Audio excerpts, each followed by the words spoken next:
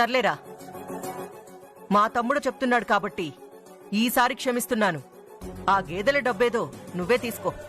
అబ్బా తేగసీలండి, అప్పటికి మీ గేదెలేదో ఇచ్చినట్టు ఫీల్ అవుతున్నారు. అరే పులే, అక్క అమ్ముకమని చెప్పింది కదా, ఇంకా ఓవర్ యాక్షన్ చేసావనుకో నీ మెడలో చైన్ కూడా లాగేసుకుంటది. ఆ తర్వాత నీ ఇష్టం. అయ్యో బాబోయ్, నీ కళ్ళు నా చేతి మీద పడ్డాయా? ఒరి కోడిగా వెళ్దాం పదా, ఇక్కడ ఏదో తేడాగా ఉంది. బాబు. అమ్మయ్యా, నాకిప్పుడు మనసు చాలా ప్రశాంతంగా ఉంది. నాకు తెలిసి ఆ చిట్టమ్మకి బతకడానికి దారి దొరక్క నీ తమ్ముణ్ణి తీసుకుని ఇంటికొచ్చి, అత్తయ్య గారు క్షమించండి, ఇక నుండి నేను మీ కొడుకు ఇదే ఇంట్లో ఉంటామండి, మా అన్నయ్య వదిన్లు కూడా ఇదే ఇంట్లో ఉండొచ్చని నా గడ్డం పట్టుకుని బతిమలాడుతుంది చూడు. నాకు అలాగే ఏటైనదిరా? ఓ పాలు బయటికి రండి. దేనికిరా? బయట జరిగే ఘోరాన్ని పాపాన్ని నా నోటితో నేను చెప్పలేనమ్మా. ఒకసారి బయటికి రండి అమ్మా తల్లే. పదక్క, అదేంటో చూసొద్దాం. పదండి పదరా. రండి. పదండి పదండి పదండి పదండి పదండి. కాకినాడ చూడండమ్మా. ఓ పాలాడు చూడండమ్మా. జిలేబీ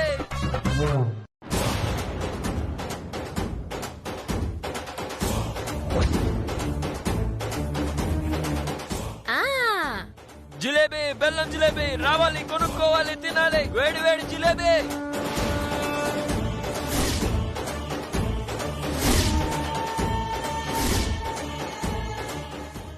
స్వీట్లే, కమ్మకమ్మని స్వీట్లే, లడ్డూలు, మైసూర్ పాకులే, అందరూ రండి రండి రండి, తీసుకోండి. రెండమ్మా రండి, 4 కొంటే 3 సీట్లు ఫ్రీ. రావాలి.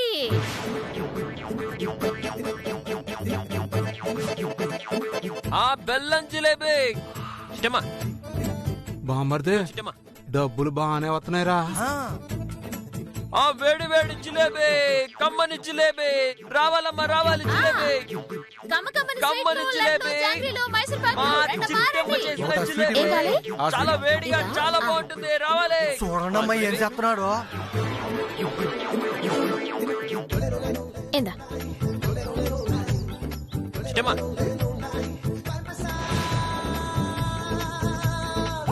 ఇది కూడా ఎవరు?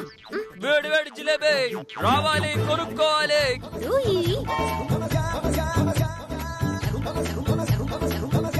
ఆ బెల్లం జిలేబీ, వేడి వేడి జిలేబీ రావాలి, కొనుక్కోవాలి, తినాలి జిలేబీ. వేడి వేడి మిఠాయి కొట్టు చిట్టమ్మ జిలేబీ. రెండమ్మా రండి. ఆ బెల్లం జిలేబీ రావాలి, బెల్లం జిలేబీ, వేడి వేడి మిఠాయి కొట్టు చిట్టమ్మ జిలేబీ. రండి బాబు రండి. కమ్మని జిలేబీ, మా చిట్టి మిఠాయి జిలేబీ రావాలి.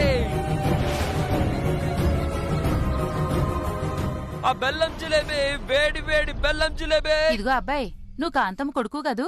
అవునండి. నువ్వు విమానం కదా నడపాలి, స్వీట్లు అమ్ముతున్నావేంటి? ఆ ముక్కడగాల్సింది నన్ను కాదండి. అదిగో ఆ స్వీట్ బండి దగ్గర ఉందే మా ఆవిడ గారు, ఆవిడని అడగండి. ఇదిగో చిట్టి. ఆ వేడి వేడి బెల్లం జిలేబీ రావాలి.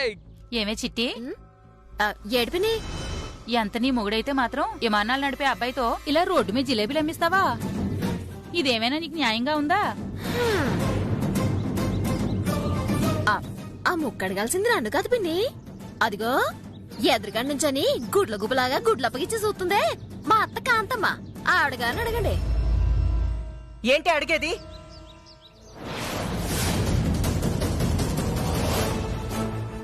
నువ్వసలు నా కొడుకు పెళ్ళానివేనా?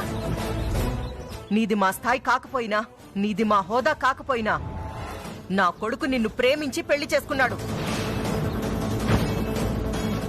నా కొడుకు మనసు పడ్డాడు కదా అని నా ఇంట్లో కోడలిగా అడుగు పెట్టే అర్హత లేని నిన్ను నా కోడలిగా అంగీకరించాను. కానీ నువ్వేం చేశావు? నా కొడుకుని నీ పుట్టింటికి తీసుకెళ్లి ఒక పనివాడిగా మార్చావు. యువరాజులా పెరిగిన నా కొడుకుతో పేడెత్తించావు, పొయ్యి దగ్గర స్వీట్లు చేయించావు, అష్ట కష్టాలు పెట్టావు. చేసిందంతా నువ్వు చేసి నేనేదో నేరం చేసినట్టు నన్ను అడగమంటావా?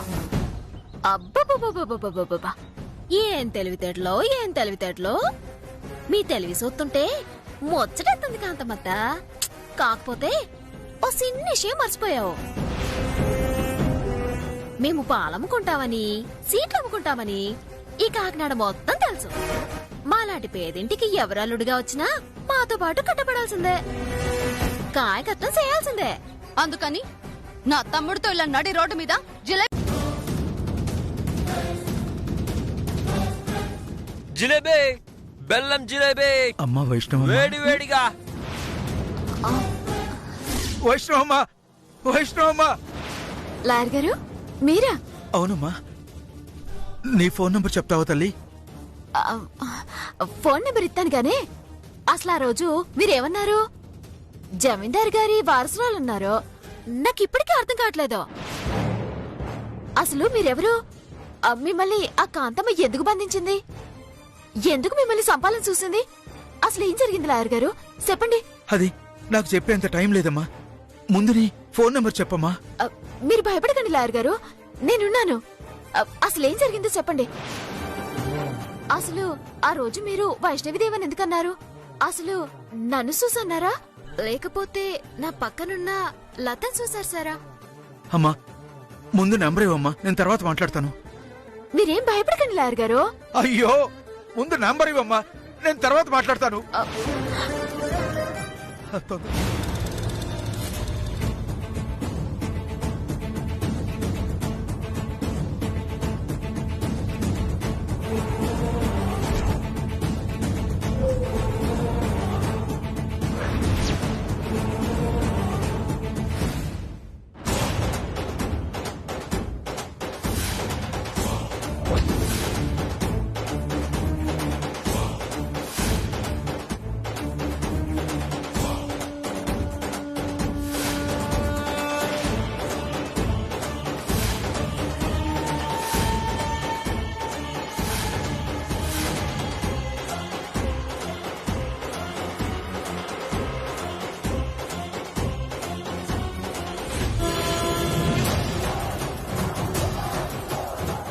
అదేంటి డ్రైవర్ బావా అలా పారిపోయారా? పాపం భయపడి పారిపోయాడు చిట్టమ్మా.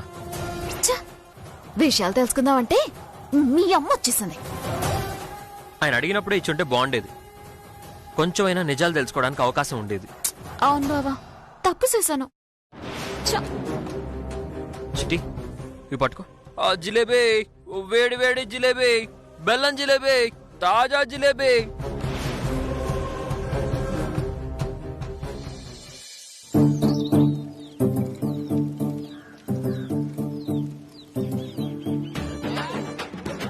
రండి బాబు రండి.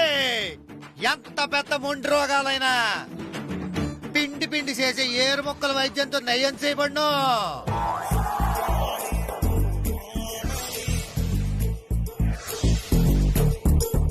చిట్టిమిటే చూసావా, నాకు పోటీగా మీ అన్నం దింపింది మా అక్క. చూస్తున్నాను బావా, చూస్తున్నాను.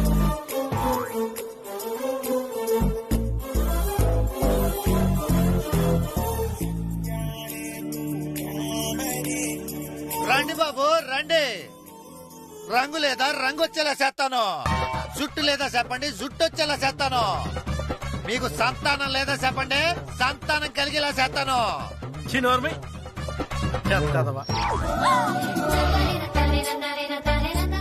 మాటకి సంబంధం లేకుండా నువ్వెలా పుట్టిస్తావురా? అయ్యి బాబోయ్ బాగారు, మీరు నన్ను తప్పుగా అర్థం చేసుకున్నారు. నా ఉద్దేశం ఆ మూలికలు వాడితే అక్కయ్య గారు నెల తప్పుతారన్నమాట. ఓహో అలాగన్నావా? అయితే ఓకే. మీరు కానీ మీరు కానీ. రావాలమ్మా రావాలి. మూలిక వైద్యం, మూలిక వైద్యం.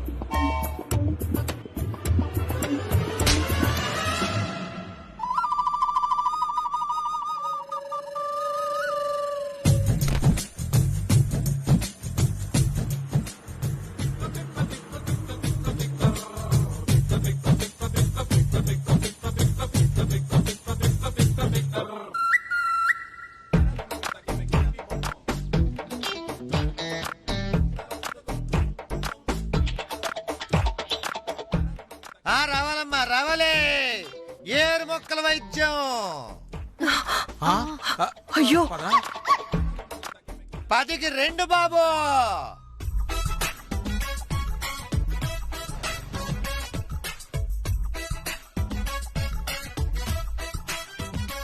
ఏరు మొక్కల వైద్యం. అయ్యయ్యో భాస్కర్, నిన్నిలా చూస్తుంటే నా కడుపు తరుక్కుపోతుంది తెలుసా? ఎలాంటి ఇంట్లో పుట్టావో, ఎలాంటి పాలమ్ముకునే తన అన్న ఇలా వేరు మొక్కలు అమ్ముకుంటుంటే చిన్నతనంగా ఉండొచ్చు కదా. ఉంటే ఉండని. దాని మొగుడుతో జిలేబీ అమ్మించగలేంది, నా మొగుడుతో నేను వేరు ముక్కలు అమ్మించలేనా?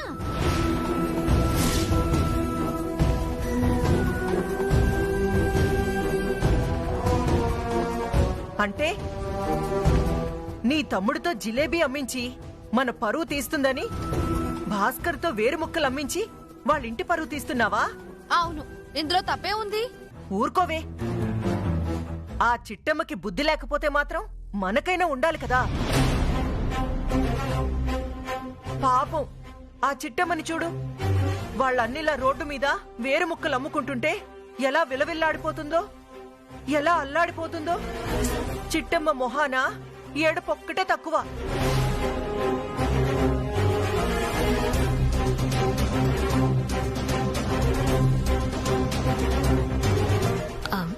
డేర్ బావా, మా అత్తగారు ఓసాలు లేకపోతున్నారు, ఓ చిన్న చలకిచ్చేద్దాను.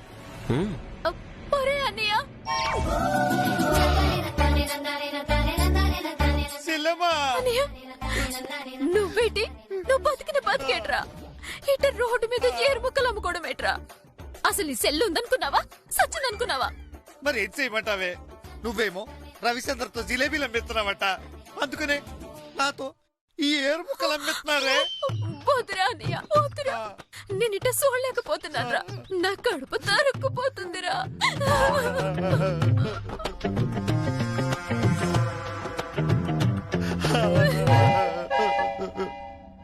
అర్థమైందా?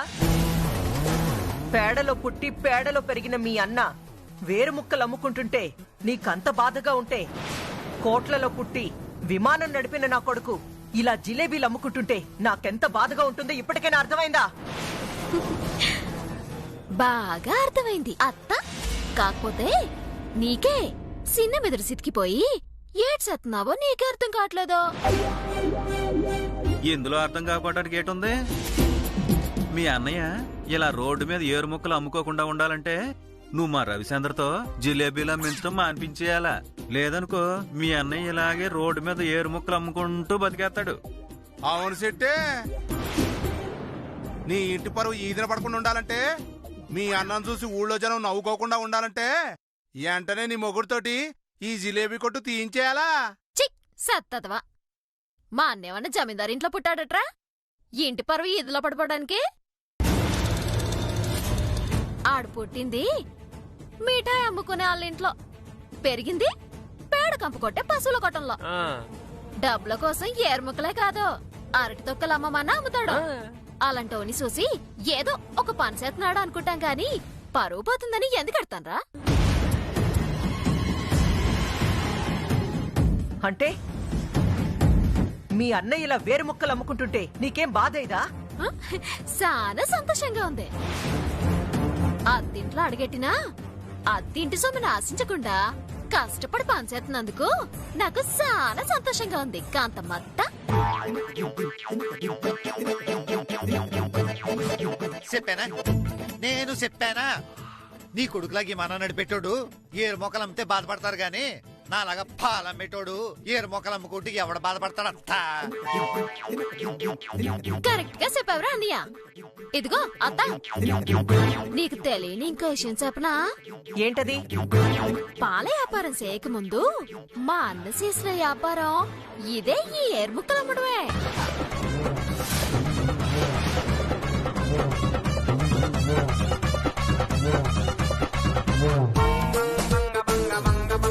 ఏంటి, పాలమ్మక ముందు మీ అన్నయ్య వేరు ముక్కలు అమ్మాడా? అవును బంగారు, కాకినాడలో మన సేల్ బిజినెస్ అంటూ లేదు. మన ఫస్ట్ బిజినెస్ ఇదే. ఓరి నాయనో, ఇన్నాళ్ళు పాలమ్ముకున్నవాడే నా మొగుడు అనుకున్నా, ఇలా వేరు ముక్కలు అమ్ముకున్నాడా? ఛీ, నా బతుకు చెడా.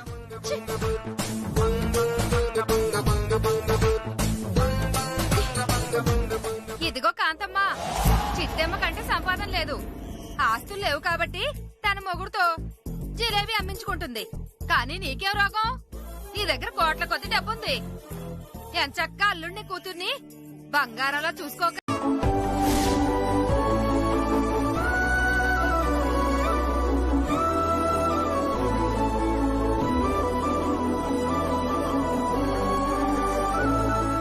నేను మళ్ళీ కాల్ చేస్తాను. ఈ సీరియల్ ఉంది బావా. నీకేంటి బంగారం, నీకే చీర కట్టినా అద్భుతంగా ఉంటుంది. చూడు ఎంత ముద్దొస్తున్నావు. బావా బుక్కలు కనపడితే చాలు లాగెత్తాడు నా సిల్క్ మొగుడు. మరి ఇది నాకు ఇప్పుడు వచ్చిన అలవాట, చిన్నప్పటి నుంచి లాగుతున్నాను.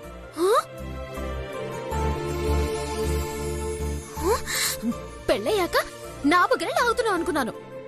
పెళ్ళవక ముందు అందరు బుగ్గలు లాగావన్నమాట. ఎంతకీ ఎవరు బుగ్గలు లాగావు? దేని బుగ్గలు లాగావు? నాకిప్పుడు తెలియాలి. నేను చెప్పను. చెప్పకపోతే నేను నీ బుగ్గలు లాగెత్తాను.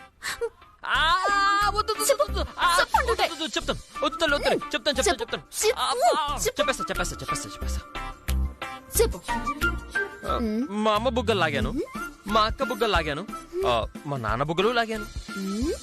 ఇప్పుడు నీ బుగ్గలు లాగుతున్నాను. సంతోషించాలే. ఇప్పటికే సానా ఆలస్యమైంది. పంచన్ కలదా పద. చిట్టమ్మా ఒక్క నిమిషం. ఇప్పుడు మనం వెళ్లే ఫంక్షన్ కి ఈ గిల్ట్ నగలు కాకపోతే ఒరిజినల్ నగలు లేవా?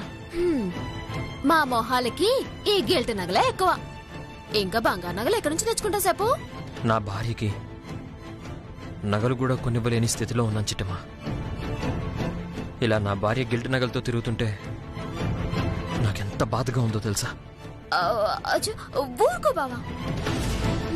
ఇప్పుడేంటి, నేను బంగారు నగలు పెట్టుకోవాలి అంతే కదా? అవును చిట్టమ్మా. రా నువ్వు రా.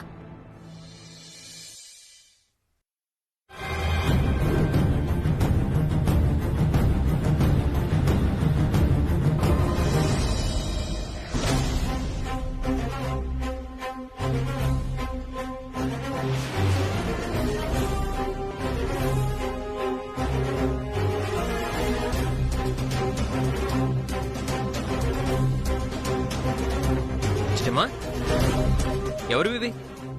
ఏం చేస్తున్నావు? నువ్వు రా బావా అని చెప్తాను పద. చిట్టమ్మా చిట్టి చిట్టి. అరే ఆగున్నానా? ఇంతకీ ఈ నగలు ఎలా ఉన్నాయి? వావ్ సూపర్ గా ఉన్నాయి. కాకపోతే నువ్వు అనుకుంటున్నట్టు ఇవేం గిల్ట్ నగలు కావులే, బంగారువే. నిజం? అవి ఒరిజినల్ గోల్డా? అవును ఎవరు బావా, మా అమ్మ నాన్న జమీందార్ గారింట్లో పనిచేసేప్పుడు ఇలా పంతానానికి మెచ్చుకొని జమీందార్ గారు బహుమతిగా ఇచ్చారంట. ఓ అలాగా. అవును, మరి ఇందాకెందుకు పెట్టుకోలేదు? అంటే నా పెళ్ళాక ఎట్టుకోమని మా అమ్మ చెప్పింది. ఇప్పుడు పెళ్ళైపోయిందిగా, అందుకే ఎట్టుకుంటున్నాను. ఇప్పుడు నీకు సంతోషమేగా? చాలా సంతోషం చిట్టమ్మా. వేసుకో వేసుకో, త్వరగా వేసుకో.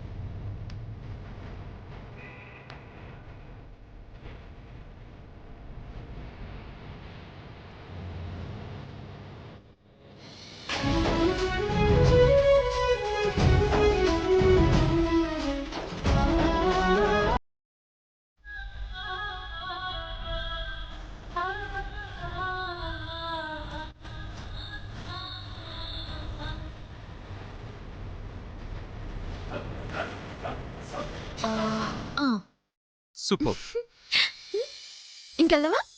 రండి భార్య గారు. పద.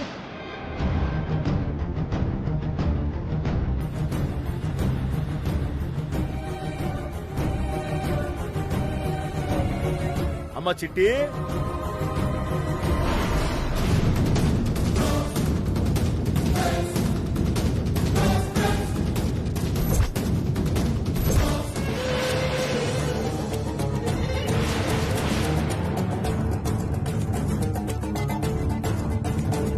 వస్తామమ్మా. అలాగే నాన్నమ్మా. పదమ్మా, వస్తాను చిట్టమ్మా.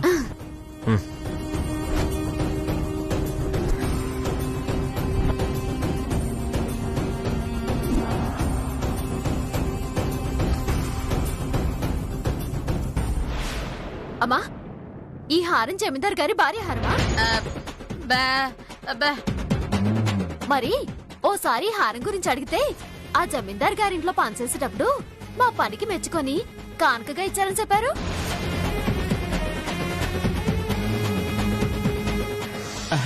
అంటే పెళ్ళైన కొత్తలో మీ ఇద్దరం జమీందారు గారింట్లో పనిచేసేవాళ్ళం అమ్మా. మా పనితనం మెచ్చి ఆయన ఇగో ఈ గిల్ట్ నగలు చేయించిచ్చారు.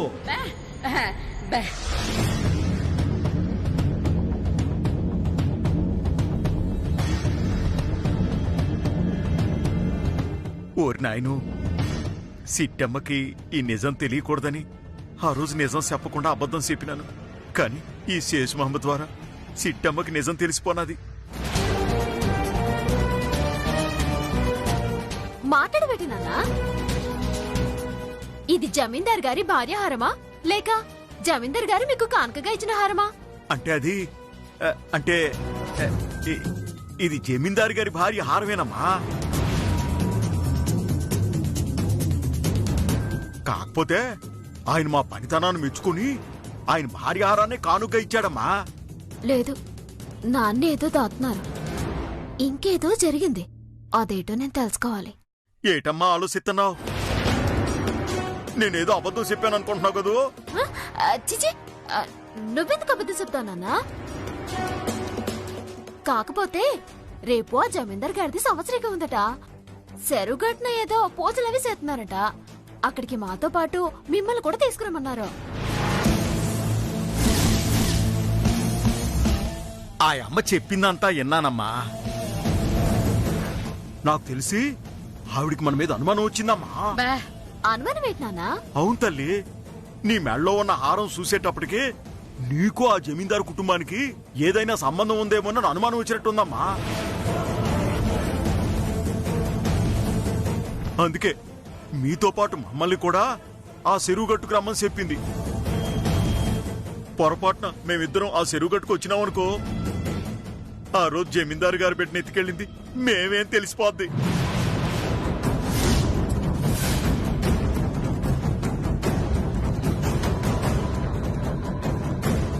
అంటే ఆ జమీందార్ గారి బిడ్డని మీరే ఎత్తుకొచ్చారా నాన్న?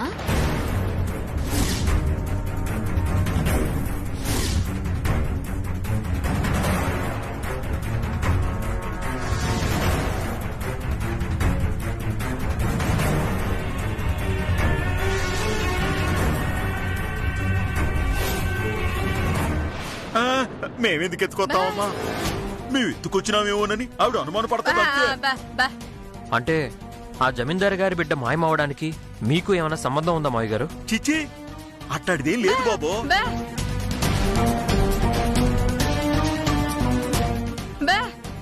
మరి ఏమీ లేకపోతే తన మెళ్ళలో ఉన్న హారం చూసి మీరే ఆ జమీందారు గారి బిడ్డని ఎత్తుకొచ్చినట్టు వాళ్ళెందుకు అనుమానిస్తారు? అసలు ఈ హారం జమీందారు గారు ఇచ్చిందా లేదా ఆయనకి తెలియకుండా తెచ్చిందా? ఇది కూడా ఎవరు? మా అమ్మ నన్నల్ని అనుమానిస్తావా? సచనాలు ఇలాంటి దొంగతనాలు చేయరు. అదిగా చిట్ట. నువ్వు ఇంకేం మాట్లాడకు డ్రైవర్ బావా. నాన్న, ఏది ఏమైనా మీరు చెరువుగట్టు దగ్గరికి రావడం మంచిది కాదు. వచ్చారో వీరనారాయణ బాబాయ్ మనకి నిజాలు చెప్పే అవకాశం కూడా లేకుండా మనల్ని చంపేస్తాడు. వెళ్ళకపోయినా ఇంకో ప్రాబ్లం ఉంది. ఏంటది? వెళ్తే వీరనారాయణకి దొరికిపోతాం. వెళ్ళకపోతే కావాలని మీ అమ్మా నాన్న రాలేదని నీ మీద ఇంకా అనుమానం పెరుగుతుంది. అదే జరిగితే మనం ఇంకా ప్రాబ్లమ్స్ లో ఇరుక్కుపోతాం. నువ్వు చెప్పేది నిజమే డ్రైవర్ బావా. వెళ్తే ఒక సిక్కు, వెళ్ళకపోతే ఇంకొక సిక్కు. ఇప్పుడు ఏం చేయాలి?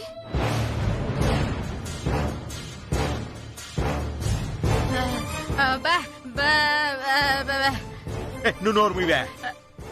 ఈ పూజకి సిట్టమ్మ వెళ్ళకపోతే ఇంకా అనుమానం ఎక్కువ అవుద్ది. అమ్మ సిట్టే, ఏదైతే అదైనది. నువ్వైతే ఆ చెరువుడికి వెళ్ళమ్మా.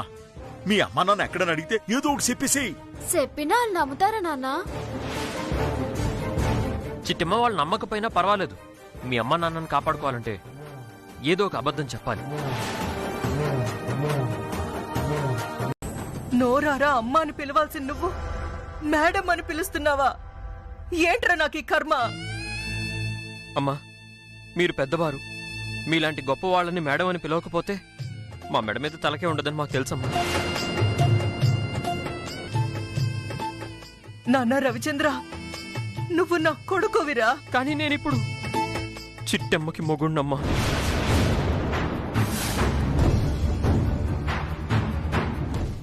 అయ్యో దేవుడా,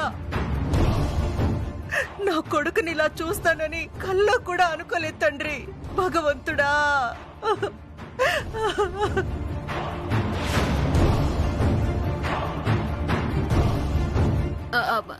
ఇది కూడా ఎవరు బావా? చిట్టి, అక్కడే ఏడ్చేస్తున్నావు? మీ అమ్మ ఒక్కతే కాదు అతిథి, మిగతా వాళ్ళందరూ అతిథులే. వాళ్ళని కూడా కాసంత చూడు. అలాగే చిట్టమ్మా, అలాగే. అమ్మా తీసుకోమ్మా. నాకొద్దు, పోరా. అమ్మా ప్లీజ్ అమ్మా, తీసుకోమ్మా. పొమ్మని చెప్పానా? పో.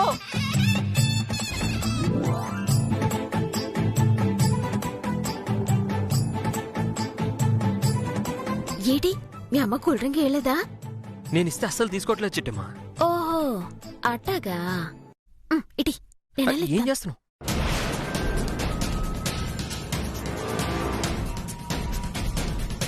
ఇదిగో కాంతమ్మ గారు, మేమిప్పుడు నీ కొడుకు కోడలం కాదు. మాకు మీరు అత్త ఆడపడుచులు కారు. ఈ ఇంటికి మీరు అతిథులే, మేము అతిథులమే.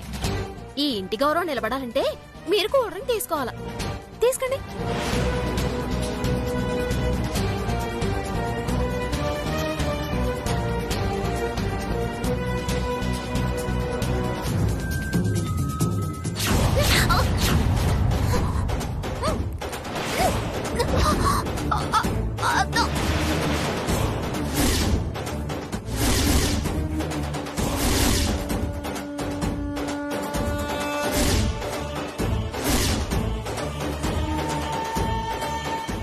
ఏయ్ రాక్షసి,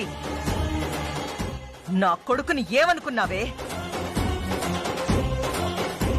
నా కొడుకుని ఎలా పెంచానో తెలుసా? ఎంత ప్రేమగా చూసుకున్నానో తెలుసా? వాణ్ణొక యువరాజులా పెంచానే.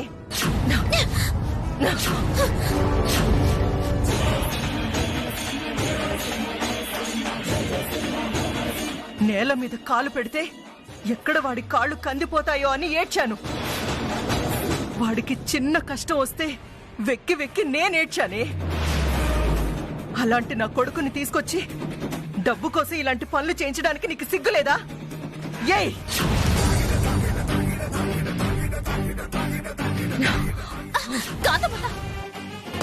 నీ కొడుకు ఇక్కడ పనిపడని ఎవరు చెప్పారు?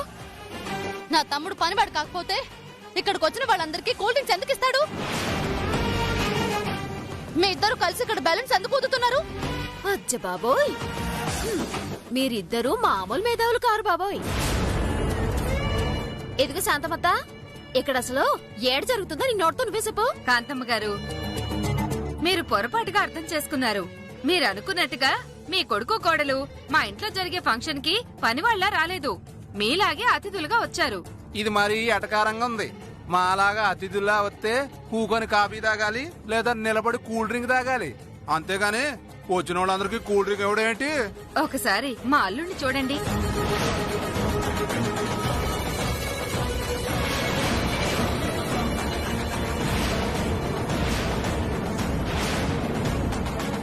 చిట్టెమ్మ జాలి పడింది.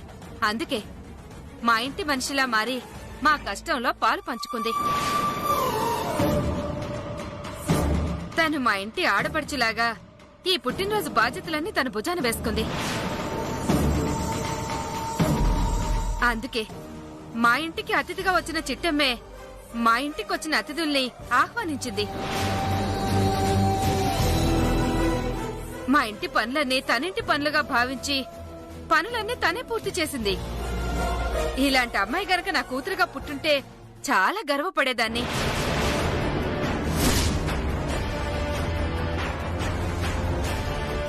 ఏంటేంటి మీ ఇంటి పనులకి తను సహాయం చేసిందా? అవునమ్మా, నువ్వు అనుకుంటున్నట్టు చిట్టమేమి డబ్బులు కక్కుర్తిపడి కాంట్రాక్ట్ తీసుకోలేదు. మానవత్వంతో ఆలోచించి ఈ ఇంటి పనులు తన భుజాన వేసుకుందంతే. ఆహా అలాగా.